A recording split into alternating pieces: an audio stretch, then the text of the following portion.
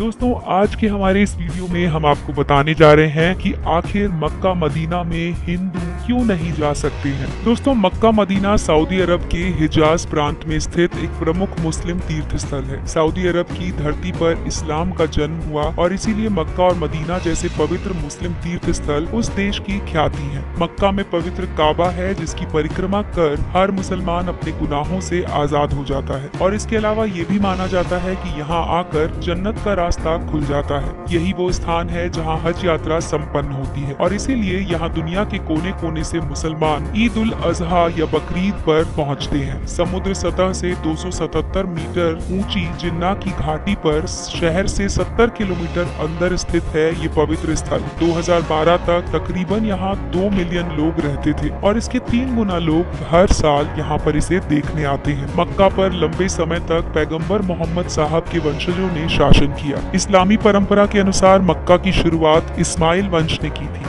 दोस्तों ये एक महत्वपूर्ण व्यापारिक केंद्र था जो संकरी, बलुई तथा अन्य उपजाई घाटी में बसा है। यहाँ वर्षा कभी कभी होती है। नगर का खर्च यात्रियों से प्राप्त कर द्वारा पूरा किया जाता है। ऐसा माना जाता है कि यही वो स्थान है जहाँ पैगंबर साहब का जन्म 571 ईस्वी में हुआ था। फिर मक्का वासियों से झगड़ा हो जाने के कारण पैगंबर मोहम्मद साहब 622 ईस्वी में मक्का छोड़कर मदीना चले गए। अरबी भाषा में सफर करना हिजरत कहलाता है और यहीं से संवत हिजरी की शुरुआत हुई थी। पैगंबर साहब ने ही मूर्ति पूजा का खंडन करते हुए इस्लाम धर्म की स्थापना यहाँ की थी। इसके बाद से ये स्थान इस्लाम धर्म के लोगों के लिए जन्नत तक पहुँचने का रास्ता और एक पवित्र तीर्थ माना जाता है। पैगंबर मोहम्मद साहब ने शिष्यों को अपने पापों से मुक्ति पाने के लिए जीवन में कम से कम एक बार मक्का आना आवश्यक बताया है, जिसे हज के नाम से जाना जाता है और इसीलिए विश्व के कोने कोने से मुस्लिम लोग पैदल, ऊँटों, ट्रकों तथा जहाजों से यहाँ आते हैं। यहाँ हर वर्ष करोड़ों मुस्लिम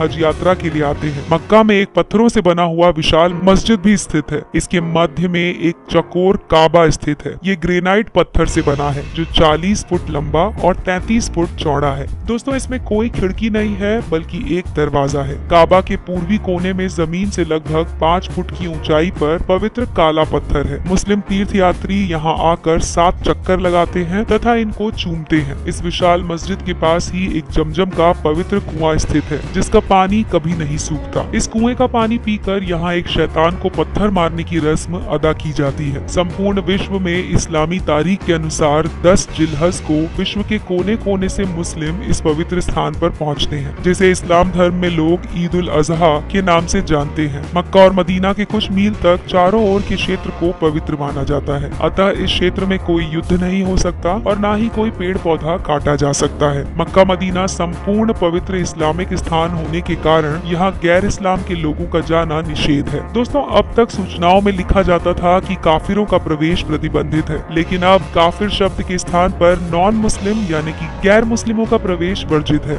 ऐसा लिखा हुआ है। काफिर शब्द का अर्थ होता है इनकार करना या छिपाना। वास्तव में काफिर शब्द का उपयोग नास्तिक के लिए किया जाता है। दुर्भाग्य से काफिर शब्द को हिंदुओं से जोड़ा गया है। ईसाई, यहूदी, पारसी और बौद्ध भी उस वर्जित क्षेत्र में प्रवेश नहीं कर सकते। मस्जिद अल हरम मक्का में मौजूद एक विख्यात मस्जिद है। ये इस्लाम की सबसे पवित्र स्थल काबा को पूरी तरह से घेरने वाली एक मस्जिद है और दुनिया की सबसे बड़ी मस्जिद भी है। इस प्राचीन मस्जिद के चारों ओर पुरातात्विक महत्व के खंबे हैं, लेकिन कुछ समय पहले सऊदी सरकार के निर्देश पर इसके कई खंबे गिरा दिए गए। इस्लामी बुद्धिजीवियों में से अनेक लोगों का ये मत है कि इसी के पास से पैगंबर साहब बुरक यानी कि पंख वाले घोड़े पर सवार होकर ईश्वर का दर्शन करने के लिए जन्नत चले गए थे। बताया जाता है कि मस्जिद अल हरम 356,800 वर्ग मीटर में फैली हुई है। इसमें हज के दौरान 40 लाख लोग आ सकते हैं। अब इस मस्जिद के पूर्वी भाग के खंभों को धराशायी किया जा रहा है। इतिहास की दृष्टि से इसका महत्व अधिक है क्योंकि यहाँ पैगंबर हजरत मोहम्मद और उनके साथियों के महत्वपूर्ण क्षणों को अरबी में लिखा गया है। दोस्तों ऐसा माना जाता है कि मुसलमानों के सबसे बड़े तीर्थ स्थान मक्का के बारे में